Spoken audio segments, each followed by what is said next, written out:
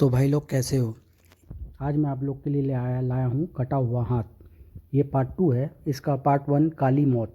जो नहीं पढ़े हो वो पढ़ लीजिएगा, और नहीं तो ये कहानी आपको लोग को समझ में नहीं आएगी। अजीत नगर में प्रतिदिन एक लाश मिलने लगी थी। ओह, ये तो रामदीन की लाश है। देखो शैतान, इसका भी एक एक बूंद खून चूस गया है। एक दिन लोगों ने उस खून पीने वाले हत्यारे को पकड़ लिया। महामंत्री का बेटा तिलक और हत्यारा, मार डालो, फांसी दे दो। और फिर राजा अजित पाल ने उसको मौत की सज़ा सुनाई। हम इस हत्यारे को काली मौत की सज़ा देते हैं, इसे दीवार में चीन दिया जाए। नहीं नहीं, मैं तुझे मार दूंगा राजा, किसी को जिंदा नहीं छोड़ूंगा। जब तिलक को काली मौत की सज़ा दी जा रही थी तभी, आह राजगुरु, यह कटा हुआ हाथ मेरी गर्दन से अलग करो। किसी तरह सैनिकों ने उस हाथ को राजा की गर्दन से अलग करके काली मौत में दफन करना चाहा तो अरे, यह कटा हुआ हाथ तो आकाश में उड़ गया।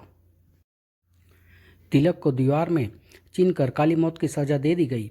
उधर अजीत नगर में से कई कोस दूर एक खंडहर के विशाल कक्ष में जाकर वह हाथ गिरा तो नहीं नहीं, यह नहीं हो सकता, मेरी वर्षों की मेहनत बेकार नहीं हो सकती। और फिर तांत्रिक कपाली आग की तरह जलने लगा। प्रतिशोध, हा हा, अब मुझे 10 वर्ष की तपस्या करनी होगी। फिर मुझे राजा से अपनी काली मौत का बदला लेना है। यहाँ तक की कहानी आप काली मौत कॉमिक्स में सुन चुके हैं। अब आगे। और फिर देखते देखते 10 वर्ष बीत गए। राजकुमार अजय और राजकुमारी कनिका अब जवान हो चुके थे। अजीत नगर के लोग महामंत्री के शैतान बेटे तिलक राज को बिल्कुल भूलकर सामान्य जीवन व्यतीत कर रहे थे। लेकिन इधर महल के किसी कोने में जीवन अस्त व्यस्त था। उफ, यह क्या! यह कक्ष था राजकुमार अजय का, जो सोते सोते एकाएक उठ बैठा था। और यह देखकर उसकी आंखें आश्चर्य के साथ फटी की फटी रह गई कि हे भगवान, यह तो पलंग हिल रहा है। वह पलंग छत की ओर जा रहा है। उफ, यह सब क्या हो रहा है? यह देख राजकुमार चीख पड़ा, कोई है? अरे कोई है! एकाएक पलंग बेहद तीव्र गति के साथ वापस पलटा और फर्श के साथ टकराया। धड़ाम! पलंग से फर्श पर गिरते ही अजय ने एक कटे हुए हाथ को खिड़की की ओर जाते हुए देखा तो नहीं, बचाओ बचाओ! ठीक उसी पल एक साथ कई सैनिक शयन कक्ष में दाखिल हुए और राजकुमार की स्थिति देखकर मूर्ति बने खड़े रह गए। राजकुमार की चीख सुनकर राजा, रानी और राजकुमारी कनिका भी दौड़ते हुए वहां पहुंच गए। अजय, क्या हुआ? क्या हुआ बेटा? भैया, तुम चीखे क्यों थे? पिताजी, एक कटा हुआ हाथ अभी यहाँ पर। कटा हुआ हाथ? क्या कह रहे हो? कहीं तुमने कोई सपना तो नहीं देखा? कुछ ही देर में राजवैद्य भी वहां पहुंचकर राजकुमार की चिकित्सा में लग चुके थे। चिंता की कोई बात नहीं है महाराज, केवल मस्तक पर हल्की सी चोट लगी है। और फिर इस रहस्यमय घटना के कारण कोई भी सो नहीं सका। लेकिन अगली रात उस पहली रात से भी अधिक भयानक थी। आधी रात के समय एकाएक राजकुमारी कनिका की नींद टूट गई। खटाक! अरे, यह आवाज़ कैसी थी? और फिर जैसे ही राजकुमारी कनिका की निगाहें छत की ओर उठी, उसके कंठ से एक भयानक चीख निकल गई, आई! अभी वह संभल भी नहीं पाई थी कि तभी वह हाथ उस पर झपटा और उसकी गर्दन से चिपक गया। भय की मारी राजकुमारी कनिका पुनः चीख पड़ी, आ बचाओ! आ हा, मैं तुम्हें मार डालूंगा, मार डालूंगा! माँ, पिताजी, भैया, बचाओ बचाओ! राजकुमारी के प्राण संकट में हैं, जल्दी करो, बचाओ! अरे, द्वार तो भीतर से बंद है, तोड़ दो, द्वार तोड़ दो। कुछ ही देर में सैनिक दरवाजा तोड़कर भीतर घुस गए। अरे, राजकुमारी जी तो बेहोश पड़ी है, और यहाँ तो कोई दूसरा भी नजर नहीं आ रहा। तभी राजा अजित पाल, रानी व राजकुमार अजय दौड़ते हुए वहां आ पहुंचे। क्या हुआ हमारी बेटी को? मेरी बेटी? अरे, यह तो बेहोश पड़ी है। एक सैनिक ने राजकुमारी की चीखों के विषय में उन्हें बताया। राजवेद के आने तक स्थिति तनावपूर्ण बनी रही। राजवेद ने आते ही राजकुमारी कनिका की जांच की, फिर गंभीर स्वर में बोले, किसी ने राजकुमारी कनिका का गला घोटकर मारने की चेष्टा की है महाराज। क्या? जी हाँ महाराज, यह देखिए, राजकुमारी की गर्दन पर किसी के हाथ के नाखूनों के निशान है। फिर राजकुमारी कनिका ने होश में आने पर जो कुछ बताया उसे सुनकर राजा अजित पाल के मस्तक पर चिंता की लकीरें स्पष्ट दिखाई देने लगी थी। पिताजी, वह कटा हुआ हाथ हमें मार डालना चाहता था। वह हमें मार डालेगा पिताजी। माँ, हिम्मत से काम लो बेटी, तुमने कोई सपना देखा होगा, बुरा सपना। नहीं, वह सपना नहीं था माँ, वह हकीकत थी। वह सचमुच कटा हुआ हाथ था, उसमें से खून भी टपक रहा था और राजकुमारी फुट फुट कर रोती चली गई। अगली सुबह राजा अजित पाल राजगुरु के आश्रम में पहुंचे। वह लौट आया है राजगुरु। कौन कौन लौट आया है राजन? और यह सब मैं क्या सुन रहा हूँ? सुना है राजकुमार और राजकुमारी पर किसी ने प्राणघातक हमला किया है। वही तो हम आपसे कहना चाहते हैं राजगुरु कि तिलक का कटा हुआ हाथ फिर लौट आया है। उसी ने राजकुमार और राजकुमारी पर हमला किया है। उसने राजकुमारी को जान से मार डालने की धमकी दी है। तुम फिक्र मत करो राजन, मैं इस समस्या से निपटने का कोई ना कोई हल अवश्य ही ढूंढ लूंगा। लेकिन बस एक बात मेरी समझ नहीं आई। क्या बात समझ नहीं आई? राजगुरु, इतने वर्ष बीत जाने के पश्चात एकाएक वह कटा हुआ हाथ कैसे लौट आया? मैं इसका पता लगाऊंगा। मैं कल तुमसे भेंट करूंगा राजन, लेकिन तब तक सावधान रहना। इसके बाद महाराज वापस महल में लौट आए। उस रात महल के चप्पे चप्पे पर कड़ा पहरा था। महाराज व रानी रूप स्वरूप अपने शयन कक्ष में न चाहते हुए भी नींद के आगोश में चले गए थे। तभी दरवाजे की झिर्री में से धुएं की एक पतली सी लकीर भीतर दाखिल होने लगी। धुएं की वह पतली लकीर शीघ्र ही एक पारदर्शी इंसान साय में परिवर्तित हो गई, जिसके होठों पर एक खतरनाक मुस्कान थी। वह शैतानी साया धीरे धीरे लगभग हवा में तैरता हुआ हंसा, रानी के बिस्तर तक जा पहुंचा और अगले ही पल उसके होठ रानी की गर्दन पर चिपक गए। गर्दन पर चुभन का एहसास होते ही एकाएक रानी ने अपनी आंखें खोल दी। उफ! और उस सफ़ेद साया को देखते ही रानी ने चीखना चाहा, लेकिन रानी स्वरूप के लाख कोशिश करने पर भी उसकी आवाज़ गले से बाहर न निकल सकी। कुछ ही देर में रानी की गर्दन एक और लुढ़क चुकी थी। वह साया अपनी प्यास बुझाकर धुएं में विलीन हो गया, जबकि महाराज गहरी नींद में सोते ही रह गए। फिर अगली सुबह महल में हाहाकार मच गया। रानी रूप स्वरूप के भयानक मृत्यु के विषय में जिसने सुना वही ठगा सा खड़ा रह गया। रानी जी का स्वर्गवास! उफ! सुनो, कोई दुष्ट आत्मा उनका रक्त पी गई है। उफ! लगता है उस महल पर किसी बुरी आत्मा ने डेरा डाल लिया है।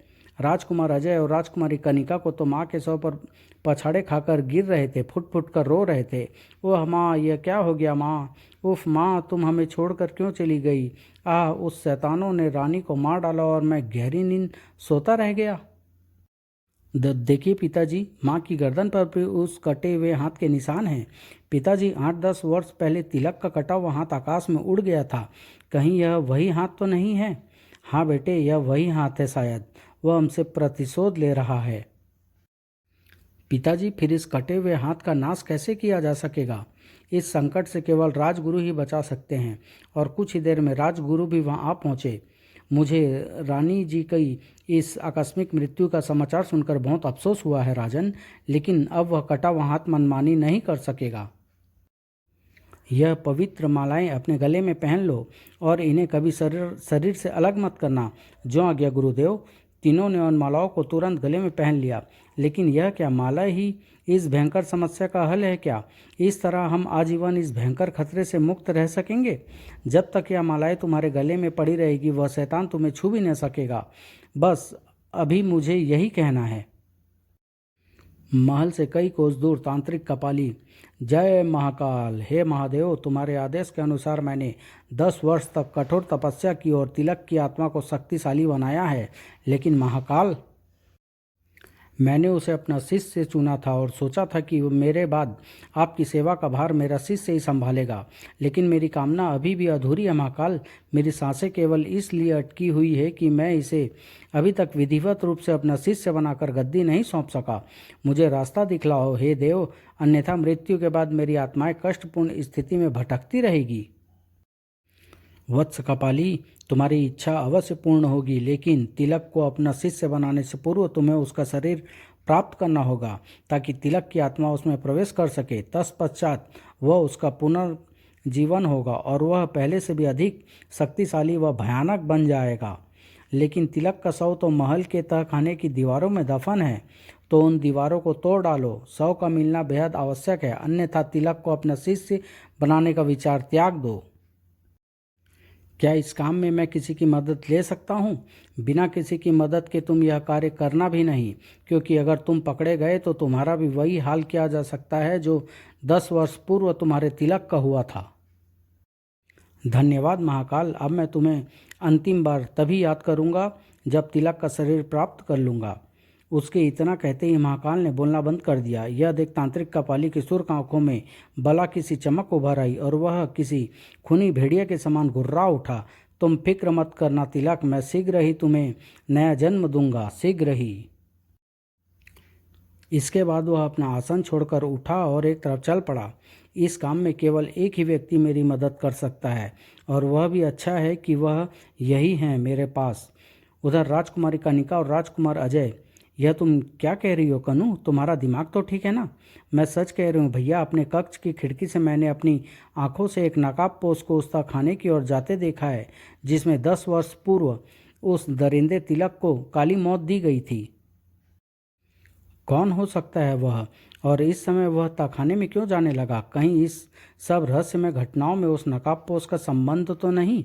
हमें तुरंत मालूम करना होगा कि वह कौन है और तहखाने से उसका क्या संबंध है। तुम आओ मेरे साथ, और अगर उसका संबंध तहखाने से है तो मेरी माँ की मृत्यु से भी है, और अपनी माँ के हत्यारे को मैं स्वयं अपने हाथों से सजा देना चाहता हूँ। लेकिन भैया पहले सैनिकों को बुला लेना ठीक रहेगा।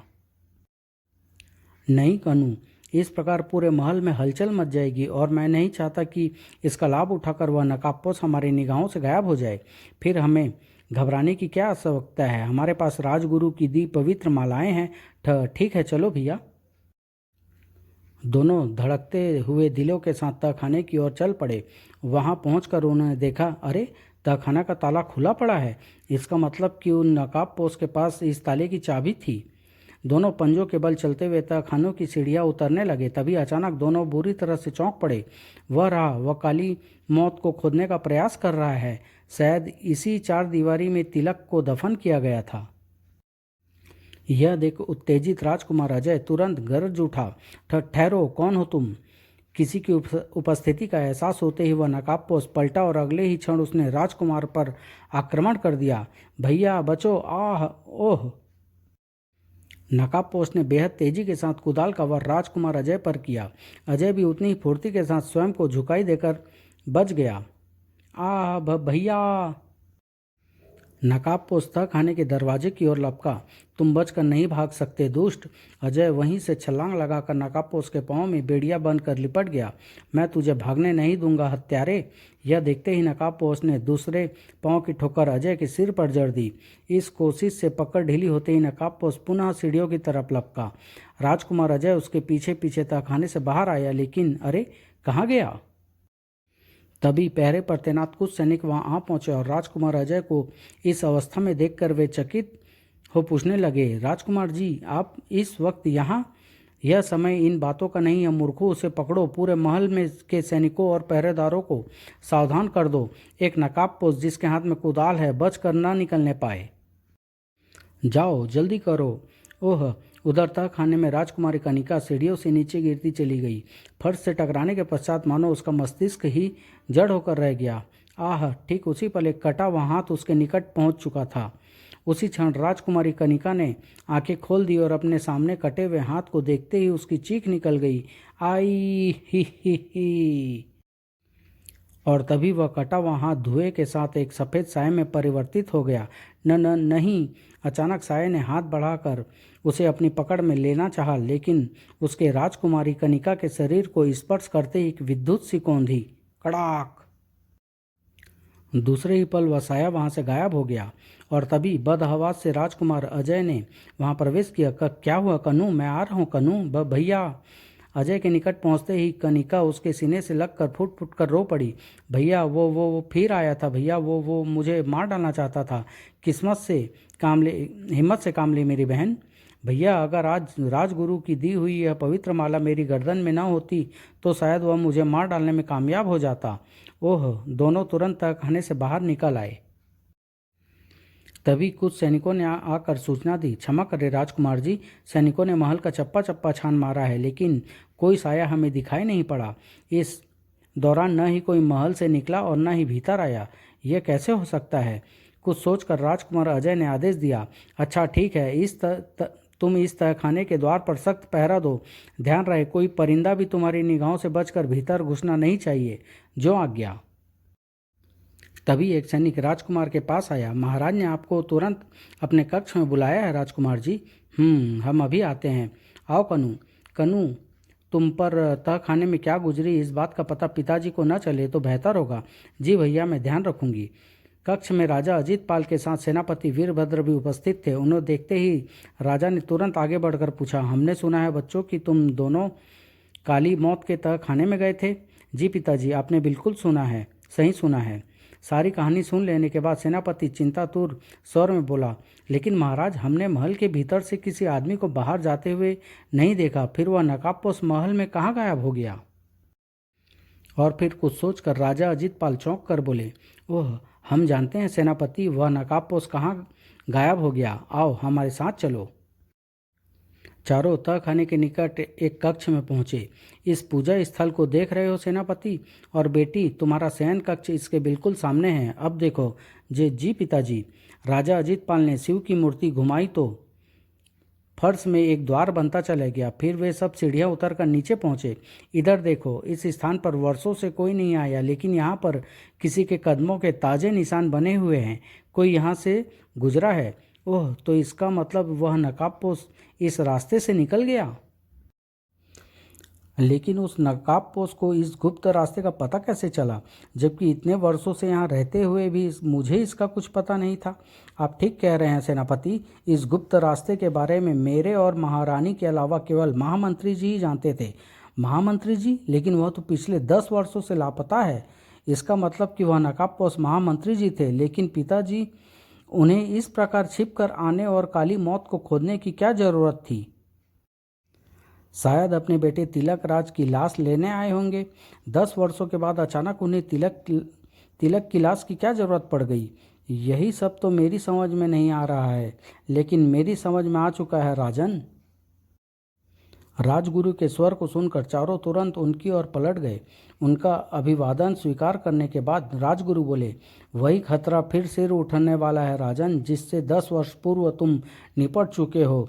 यह अच्छा हुआ कि वह नकाबपोश आज तिलक की लाश निकाल कर नहीं ले जा सका, अन्यथा तिलक पुनः जीवित होकर पूरे राज्य में आतंक फैला सकता था। नहीं। और आज प्रथम बार हमें एहसास हुआ है कि वो छोटी सी उम्र में उस मासूम तिलक राज को खून का प्यासा बनाने में किसी दूसरे शैतान का हाथ था। वही शैतान अब 10 बरस बाद तिलक का शव बरामद कर उसे पुनर्जीवन देना चाहता है, जिसके लिए उसे तिलक की लाश की सख्त आवश्यकता है। ओह, लेकिन अब क्या होगा? हमें उसकी लाश दीवार से बाहर निकालकर उसका विधिवत अंतिम संस्कार करना होगा। यही एक रास्ता है। इसी से तिलक की प्यासी आत्मा को मुक्ति मिल सकेगी। तब तो यह कार्य शीघ्र संपन्न हो जाना चाहिए। कल रामनवमी का शुभ दिन है। कल सायंकाल तक मैं सारी तैयारी पूर्ण कर लूँगा और तिलक का शव कल हम अग्नि के हवाले कर देंगे। लेकिन इस कार्य में बहुत सावधानी की आवश्यकता है। वह अज्ञात शैतान तिलक का शव हासिल करने के लिए कुछ भी कर सकता है। इतना कहकर राजगुरु प्रस्थान कर गए। अगले दिन तह खाने में हमें देर नहीं करनी चाहिए राजन। तिलक का शव निकाल कर तुरंत उसे आग के हवाले करना होगा। मैं अभी खुदाई आरंभ करता हूँ। सेनापति ने खुदाई आरंभ कर दी। ठाक ठाक। उसी पल वातावरण में तरह तरह की भयानक आवाज़ गूंजने लगी। जल्दी कीजिए सेनापति जी, न जाने क्यों हमारा दिल घबरा रहा है। मैंने मशाल जला ली है राजन, और अब तुम सबको एक सुरक्षित घेरे में कैद कर दिया है। इस कार्य में बुरी आत्माएं विघ्न अवश्य डालेगी। इस प्रकार आप सब लोग सुरक्षित रह पाएंगे। तभी दीवार धड़धड़ा कर गिर पड़ी और सेनापति चिल्लाया, महाराज, तिलक का शव, इसे तुरंत बाहर निकाल कर मेरे सामने लेटा दो। कमाल है, 10 वर्ष बीत जाने के पश्चात भी शव सही सलामत है। इसमें आश्चर्य की कोई बात नहीं है बेटी। इसकी रक्षा वह अज्ञात शैतान कर रहा होगा। किसी साधारण आदमी का शव इतने लंबे समय तक कभी सुरक्षित नहीं रह पाता। परंतु अब देर मत करो, जल्दी शव को यहाँ ले आओ। राजा अजीत पाल, राजकुमार अजय व सेनापति ने मिलकर शव निकाला और उसे राजगुरु के सामने भूमि पर लिटा दिया। राजगुरु तीव्र स्वर में मंत्रोच्चारण करने लगे। ओम ओम ओम। मंत्रोच्चारण के साथ साथ भयानक चीख चिल्लाहटों के स्वरों में भी तेजी आ गई थी। और फिर जैसे ही राजगुरु ने शव को अग्नि देनी चाहिए कि शव हवा में उड़ने लगा। हे भगवान! शव उड़ता हुआ मुख्य द्वार से बाहर निकल गया। यह देखते ही राजगुरु चिल्लाए, शव को रोकना होगा वरना अनर्थ हो जाएगा। मेरे पीछे आओ जल्दी। आनन फानन में ही सब थाने से बाहर निकल आया और शव के पीछे लपके। उसे रोकना होगा राजन, यही वह अज्ञात शैतान है जो तिलक को पुनर्जीवन देना चाहता है। उफ। शव उड़ता हुआ घोड़ा गाड़ी के पीछे रखे ताबूत में समा गया। ताबूत का ढक्कन एक झटके के साथ बंद हो गया। खटाक। दूसरे ही पल गाड़ीवान द्वारा चाबुक लगाए जाते ही घोड़ा आंधी तूफान के समान एक तरफ को भाग निकला। लेकिन गाड़ीवान इस बात से बिल्कुल अनभिज्ञ था कि कोई आगे वृक्ष पर चढ़ा उसका इंतजार कर रहा है। आज तुम्हें मेरे हाथों से कोई नहीं बचा पाएगा शैतान का पाली। तुम्हारे मंसूबों को मैं कभी कामयाब नहीं होने दूंगा। घोड़ा गाड़ी के निकट आते ही वृक्ष पर चढ़े नकाबपोश ने तीर छोड़ दिया। तीर सनसनाता हुआ तांत्रिक कपाली की ओर लपका। अचूक निशाना। आह। खचाक। अगले ही पल कपाली उछलकर गाड़ी से नीचे गिर गया और जैसे ही घोड़ा गाड़ी उस वृक्ष के नीचे से निकली नकाबपोश ने उस पर छलांग लगा दी। लगाम हाथ में आते ही उसने घोड़े को रोकने की भरपूर चेष्टा की, लेकिन घोड़ा उसके काबू से बाहर होकर सरपट दौड़ता ही चला गया। तेजी से दौड़ता हुआ घोड़ा सड़क के बीचों बीच खड़े एक सफ़ेद साये को देखते ही एकाएक पांव उठाकर चित्कार कर उठा, हे भगवान। अचानक लगे झटके से नकाबपोश नीचे गिर पड़ा और एक पत्थर से टकराकर बेहोश हो गया। ताबूत भी नीचे गिरकर खुल गया और तिलक की लाश बाहर झांकने लगी। ठीक तभी आकाश में बिजली सी कौंधी और एक सफ़ेद साया धुएं की लकीर के रूप में तिलक के शव की ओर बढ़ने लगा। लेकिन इससे पहले कि वह साया तिलक की लाश को छू भी पाता कि एक मशाल उसके शव से आ टकराई। और तभी राजगुरु, राजा, राजकुमार, राजकुमारी और सेनापति के साथ वहां पहुंच गए। हम बिल्कुल ठीक समय पर आ पहुंचे हैं राजन। तभी वातावरण में भयानक चित्कार व्याप्त हो उठा। राजकुमार के रथ के घोड़े एकाएक बेकाबू हो उठे। ओह, इन्हें क्या हो गया? और सब जमीन पर गिर पड़े। यह क्या? मेरी मंत्रित मशाल के स्पर्श मात्र से तिलक की लाश को जल जाना चाहिए था, लेकिन लगता है कहीं कोई गड़बड़ हो गई है राजन। और तभी उन्हें कुछ दूरी पर घोड़ा गाड़ी के पास पड़े नकाबपोश की कराह सुनाई दी। आह, कौन? अरे यह कौन है? सब तेज कदमों से उसके पास पहुंचे। राजकुमार ने नीचे झुककर नकाबपोश के मुंह से नकाब हटा दी। अरे महामंत्री, महामंत्री! जल्द ही महामंत्री को होश आ गया। वह भयभीत होकर चारों ओर देखने लगे। वह सफ़ेद साया। महामंत्री जी, तुम यहाँ पर कैसे पहुँच गए?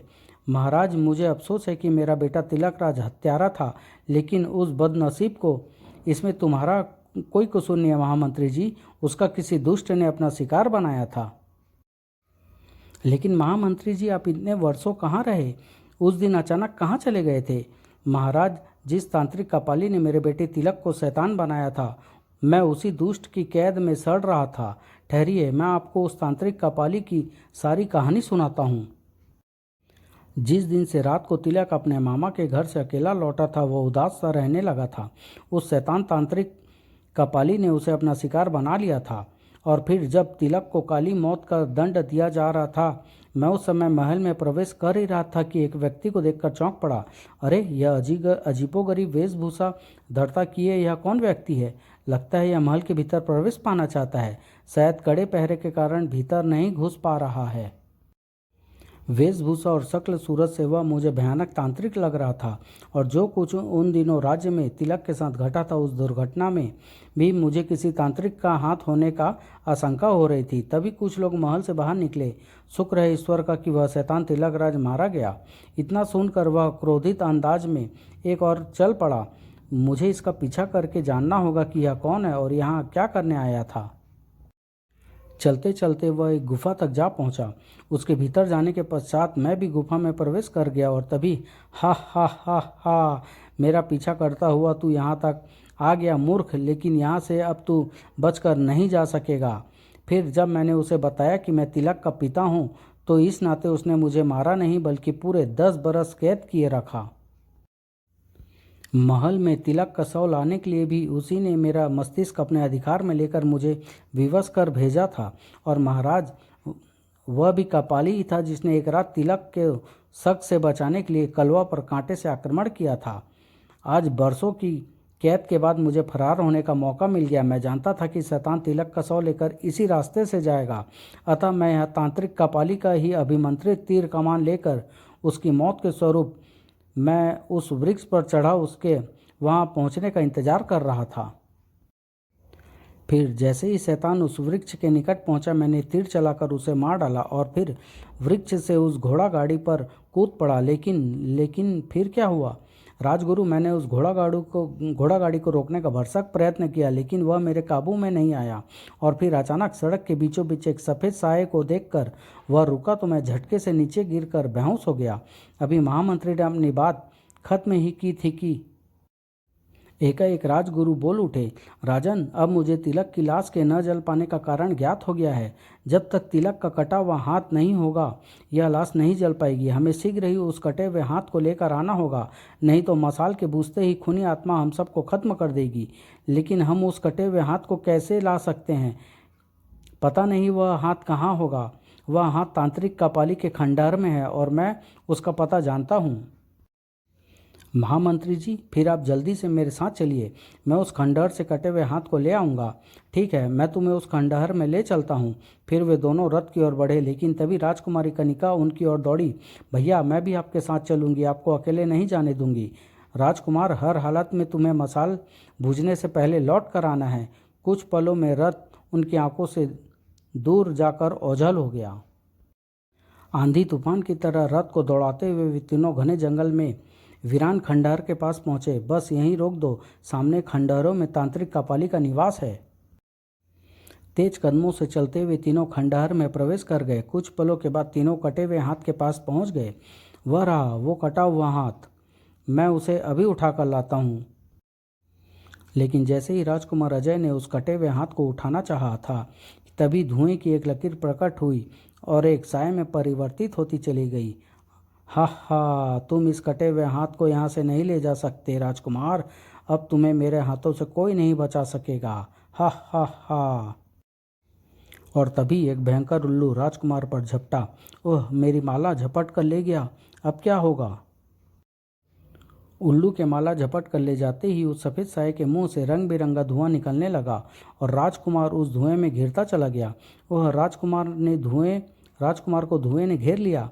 ओह कनिका, मेरा दम घुट रहा है, बचाओ, मैं मर रहा हूँ। हा हा हा। और अभी राजकुमारी कनिका कुछ करती कि सफ़ेद साया आगे बढ़ा और राजकुमार की गर्दन पर अपने दांत गड़ाने लगा। आह कनिका, साया मेरा खून पी रहा है, बचाओ। राजकुमारी कनिका भयभीत होकर चीखने लगी, भैया भैया, मैं क्या करूं? महामंत्री जी, भैया को बचाओ। अचानक उसी क्षण राजकुमारी को राजगुरु की एक बात स्मरण हो आई। यह माला तुम्हारे गले में रहते यह दुष्ट शैतान तुम्हारा बाल भी बांका नहीं कर सकेगा। और अगले ही क्षण राजकुमारी ने अपना खंजर उस साये के सीने में उतार दिया। मर गया। और फिर अगले ही पल रंग बिरंगे धुआं उस सफ़ेद साये के साथ ही गायब हो गया। भैया, राजगुरु की दी हुई माला की अद्भुत शक्ति के कारण ही मैं उस सफ़ेद साया को खत्म करने में सफल हुई। कनिका, अब हमें पल भर की देर किए बिना उस कटे हुए हाथ को लेकर तुरंत चलना चाहिए। इस बार राजकुमारी कनिका ने झपट कर तिलक के कटे हुए हाथ को उठाया तो कोई प्रतिक्रिया नहीं हुई। राजकुमार, जल्दी कीजिए, हमें मसाल बुझने से पहले कटे हाथ को लेकर वहां पहुंचना है। और फिर तीनों रथ में बैठकर तेजी से वापस लौट पड़े। राजकुमार, और तेज चलाओ, हमें देर हो रही है। उधर राजकुमार के न लौटने पर राजगुरु को बेचैनी बढ़ती जा रही थी। मसाल बुझने वाली है और अभी रथ का कहीं नामो निशान तक नहीं है। पता नहीं क्या हुआ होगा। अभी कुछ ही क्षण बीते थे कि बहुत दूर पेड़ों के झुरमुट के पास कुछ देखकर सेनापति चीख उठा, महाराज, रथ आ गया, वह देखो, रथ आ रहा है। कुछ ही पलों में रथ उन सब के पास पहुंच गया। लीजिए राजगुरु, अब जल्दी से इस कटे हुए हाथ को भी तिलक के शव के साथ जला दीजिए। फिर ठीक समय पर उस कटे हुए हाथ को तिलक के शव के साथ रखकर राजगुरु ने मसाल को उससे स्पर्श किया तो शव धू धू कर जल उठा। सारा वातावरण शांत हो गया। चारों ओर छाए मनहूसियत के बादल छट गए थे। अजीत नगर में खुशी की लहर फैल गई थी। सब लोग शांति से अपना जीवन यापन करने लगे थे। समाप्त।